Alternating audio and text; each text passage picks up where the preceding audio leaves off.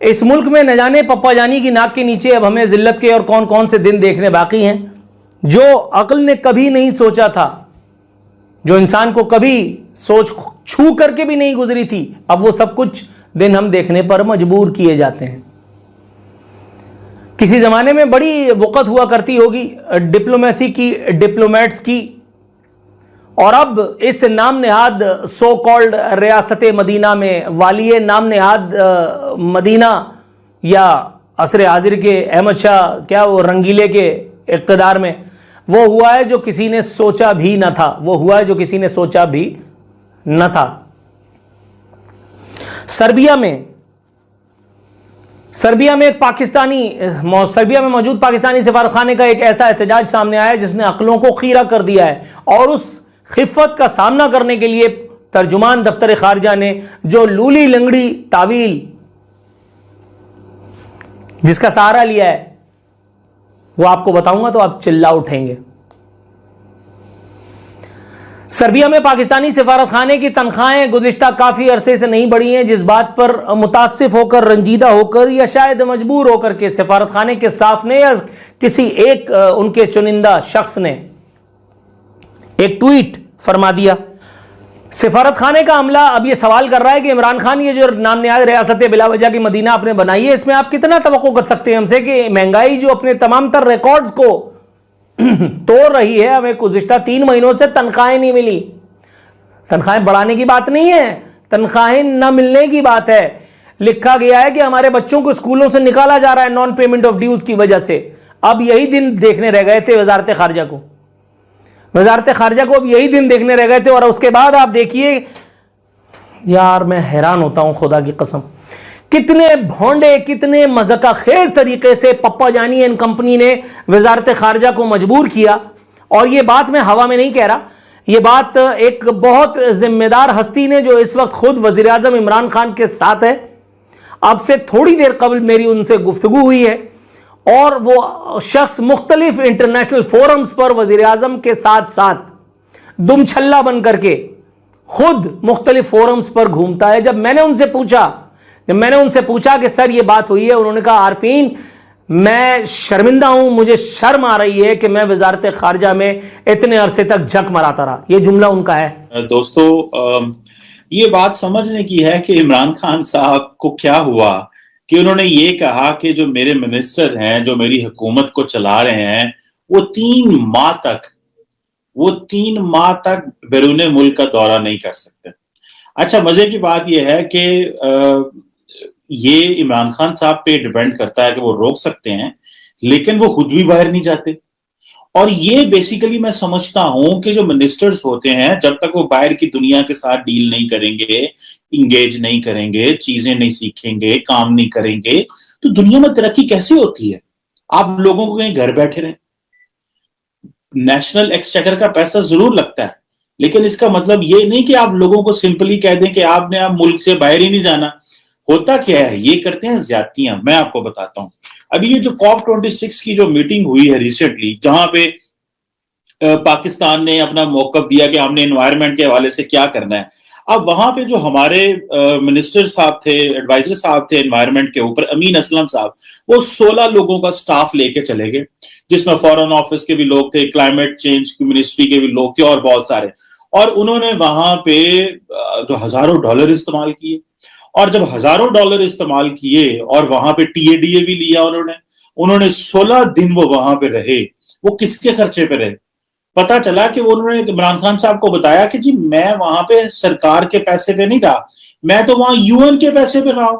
और UN ने किस चीज के लिए पैसा दिया था? यूनाइटेड नेशन से इमरान खान साहब के हुकूमत को पैसा दिया था, वो 6-7 लाख डॉलर था कि आप लोग जो नॉर्दर्न एरियाज में जो अर्थक्वेक आते हैं, जो एवलांचेस वहां पे हो सकती हैं, जो वहां पे इतनी बड़े बड़े पहाड़ हैं तो वहां पे तोदे गिर सकते हैं, तो वहां पे आप नॉर्दर्न एरियाज के लोगों के लिए वहां पे उनको सेंसर दें, गैजेट्स दें, उनकी कैपेसिटी बिल्ड करें ताकि वो लोग वहां पे मरे ना किसी कैलेमिटी की वजह से। इन्होंने क्या किया कि इन्होंने वहां पे पैसे ही नहीं लगाए, और इन्होंने क्या किया, इन्होंने अपने लोग लेकर के जी हमने जो पैसा ये जो 16 दिन COP26 की मीटिंग में गए हैं, ये बेसिकली तो हम लोग तो UN के पैसे पे वहां पे रहे हैं, कि अपने बकौल के मैंने अपनी पूरी डिप्लोमेटिक हिस्ट्री में जब से मैं काम कर रहा हूं, यह मुझे सिफारत की शुद्ध बुद्ध है, मैंने इतनी ज्यादा नॉन सीरियस टीम और इतना ज्यादा नॉन सीरियस या बालफाजे दीगर इडियोटिक उन्होंने नहीं कहा, मैं कह रहा हूं प्राइम मिनिस्टर देखने के लिए नहीं मिला। और अब आप देखिए कि पप्पा जानी ने अपने नाजायज बच्चे को बचाने के लिए, अपनी सियासी जरूरत को बचाने के लिए वजारत खारजा को, उसके तर्जुमान को आगे कर दिया और वजारत खारजा कह रही है हमारे ट्विटर अकाउंट्स और हमारे फलाना फलाना जो है वो हैक हो गए थे, घंटा हैक हो गए थे, कोई हैक नहीं हुए थे, क्रॉस चेक कर चुका हूं मैं, कोई हैक नहीं हुए थे। ट्वीट करने यार छोड़ देना भाई,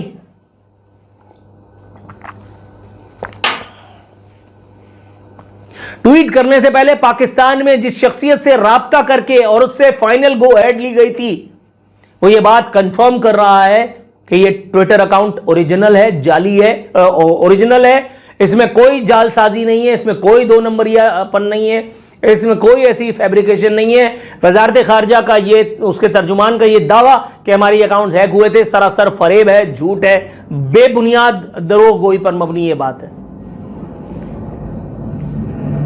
जब आप एक झूठ बोलते हैं तो उस झूठ को बचाने के लिए आपको 100 झूठ और बोलने पड़ते हैं। जब आप एक गुनाह करते हैं तो उस गुनाह की तावीलों को ढूंढने के लिए आपको 50 गुना 500 गुना और मजीद करने पड़ जाते हैं। इमरान खान भी आपकी वही गुनाह है जो आपने कर तो दिया, लेकिन अब उस गुनाह को बचाने के लिए आपको मजीद गुनाहों का बोझ अपने सर पे लेना पड़ रहा है। आप कब तक ये बात करते रहेंगे कि आपके अकाउंट्स हैक हो गए? इसका मतलब है कि आपके मुल्क में कोई भी चीज नेशनल बैंक के अकाउंट से लेकर के, नेशनल बैंक के डेटा से लेकर के और वजारत खारजा का जो ट्विटर अकाउंट है उस तक कोई महफूज नहीं है। ये एटम बम महफूज रखेंगे ये लोग? अगर मैं बात करूंगा तो फिर कहेंगे कि नेशनल इंटरेस्ट के खिलाफ बात कर रहा है, तो फिर क्या गारंटी है इस बात की कि आपका एटम बम भी महफूज है? आपके नेशनल बैंक का डाटा महफूज नहीं, आपके जो एचबीएल के अकाउंट थे उनमें से एक जमाने तक दिन दहाड़े वारदातें होती रहीं, वो तक महफूज नहीं था। चाइना से वारदातें हो रही थी यहां और आप कौमी मफाद में इस बात का बाजा भी नहीं बजा पा रहे थे, चाइना से ये मामला आप उठा नहीं पा रहे थे। आप इतने हल्के थे, एटम बम का बोझ आप कहां से उठाएंगे? घंटा। जिन लोगों से अपना बैंकों का डाटा, अपने सर्वर सिस्टम नहीं संभाले जाते, जिनसे अपने सिफारत खाने के अकाउंट नहीं संभाले जाते, वो एटम बम का बोझ संभालेंगे? इसका मतलब है कि वर्ल्ड कम्युनिटी ठीक आप पर शुबा करती है। फिर ठीक उन्होंने उसामा बिन लादेन को आपके घर में घुस के मारा है, जबकि आप एटम बम बनाए हुई रियासत हैं, जबकि आप दुनिया की छठी बड़ी आर्मड फोर्सेस रखने वाली रियासत हैं, जबकि आपके पास दुनिया की सबसे बेहतरीन इंटेलिजेंस एजेंसी आईएसआई मौजूद है, मगर उसके बावजूद भी यहां कोई ना कोई हुज्जत, कोई ना कोई लैतोलाल कहीं ना कहीं जरूर मौजूद रहती है। मैं तो शुरू से एक चीज पे था कि इमरान खान साहब क्या कर रहे हैं कि इमरान खान साहब तो पाकिस्तान को आइसोलेट कर रहे हैं। एक तरफ तो ये आइसोलेट कर रहे हैं, जिस तरह आपने मिनिस्टर्स को कह दिया कि जी बाहर ना जाओ, ठीक है, अगर नहीं जाना बनता तो ना जाओ, और अगर ये गैर जरूरी खर्चे करते हैं तो इनको मना करना चाहिए।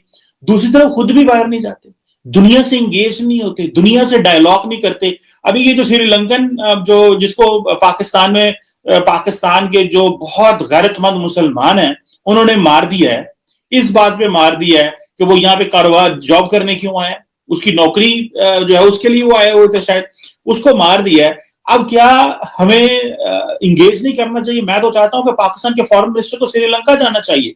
ये ना हो कि कल को सार्क ममालिक हमारे से खफा हो जाएं, नाराज हो जाएं।